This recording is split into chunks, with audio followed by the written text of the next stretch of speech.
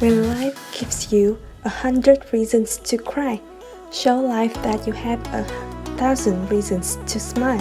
Big fan, I love that saying. That's also the reason why I've built this panda bungalow, because even if life gets hard and makes me want to quit, I'll just need to get back to nature for a retreat. A green garden with swings along with exercise equipment and a hot tub are perfect for both my mental and my tenders to relax and then rebound.